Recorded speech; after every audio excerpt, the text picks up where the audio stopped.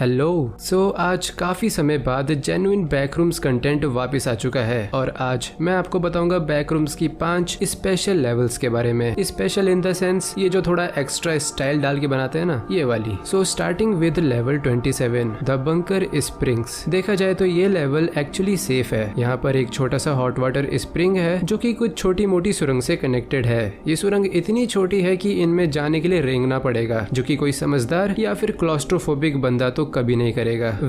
Main attraction है इस hot spring का पानी, जिसमें अगर कोई इंसान 1 घंटे तक आराम कर ले तो उसकी छोटी मोटी फिजिकल प्रॉब्लम्स, मेंटल इलनेस और इमोशनल स्टेट सही हो जाएगी और वो पहले से ज्यादा खुश और प्रोडक्टिव हो जाएगा। सुनने में तो अच्छा ही लग रहा है ना? लेकिन दिक्कत ये है कि थोड़ी देर बाद उस इंसान को इस हॉट स्प्रिंग में नहाने का फिर से मन करेगा और लिटरली उसको लत लग जाएगी। आसान शब्दों में ये लेवल एक जाल है जहाँ सिर्फ आपकी परेशानियां ही नहीं, आप अपने आप को भी भूल जाओगे। Level 28 stormstone keep. ये लेवल 2 पार्ट्स में बटी है, एक स्टॉर्मस्टोन कीप और एक स्टॉर्मस्टोन। स्टॉर्मस्टोन कीप एक सेफ रीजन है जो कि लगभग 3 मील के दायरे में फैला हुआ है और इस इलाके की जमीन डार्क ब्लू कलर की होती है और आसमान तो खैर कहीं से भी देखो नीला ही दिखेगा और हमेशा नीला ही रहता है, ना रात ना सुबह। और यहाँ पर एक खंडर भी मौजूद है जो कि पूरी तरह टूटा हुआ है, लेकिन फिर भी यहाँ पर रह सकते हैं। लेकिन अगर कोई स्टॉर्मस्टोन कीप के बाहर गया तो वो पहुंच जाएगा स्टॉर्मस्टोन में। और स्टॉर्मस्टोन एक ऐसा इलाका है जहाँ सब कुछ स्टॉर्मस्टोन से बना है, एक काले रंग का मटेरियल जो कि बहुत ही ज्यादा फ्लेमेबल और एक्सप्लोजिव है। यहाँ की पूरी जमीन स्टॉर्मस्टोन से बनी है और अगर चलते समय जरा सी भी गर्मी उत्पन्न हुई तो चेन रिएक्शन की वजह से पूरा इलाका ही फट के जल जाएगा। सो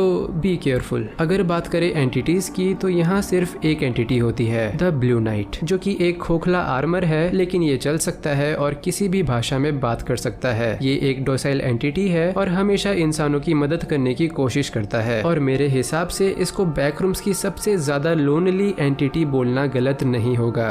लेवल 73 द रेडलैंड्स। पिछली लेवल नीले रंग की थी और ये लेवल एक आइलैंड है जो कि ऐसे समुद्र से घिरा है जहाँ खूंखार एंटिटीज पनपती है। वो तो जमीन पर भी होती है। यहाँ पूरे आइलैंड में आपको स्माइलर्स, क्लम्प्स, हाउंड्स, स्किन स्टीलर्स और भी बहुत सारी एंटिटीज दिखेंगी, एक्सेप्ट सिल्वर कैसल। इसीलिए इस लेवल में नौक्लिप होते ही आपको कुछ नहीं करना, बस जान बचा के भागो और सिल्वर कैसल पहुंचकर दरवाजे पर हाथ पीटो ताकि आपको अंदर आने दे, क्योंकि थोड़ी देर भी अगर बाहर रहे तो ये एंटिटीज आपको खत्म कर देंगी। अरे सिल्वर कैसल पे तो पहले ही पहुंच गए। खैर कोई बात नहीं। वैसे भी इस लेवल का एनवायरनमेंट सिर्फ लाल आसमान और काले बादलों से घिरा है और सिल्वर कैसल का साइज बहुत बड़ा है, जहां लिटरली खाने पीने का सामान स्पॉन होता रहता है। इवन यहाँ पर नहाने, कपड़े धोने और वाईफाई का इंतजाम भी है। बट मोस्ट इम्पोर्टेंटली ये कैसल कोरन नाम की एंटिटी ओन करती है, जो कि एक मस्कुलर आदमी जैसा है और इंसानों के लिए बहुत केयर करता है। इनफैक्ट जो भी इंसान इसके कैसल में रहने आता है उसको कोरन अपना बच्चा मानता है और कोरन ज्यादातर समय बाहर एंटिटीज को मारने में गुजारता है ताकि एक दिन कोरन के बच्चे बाहर आजादी से घूम सके। बट याद रखना कासल के कुछ इलाके में जाना मना है, वरना कोरन को गुस्सा भी आता है।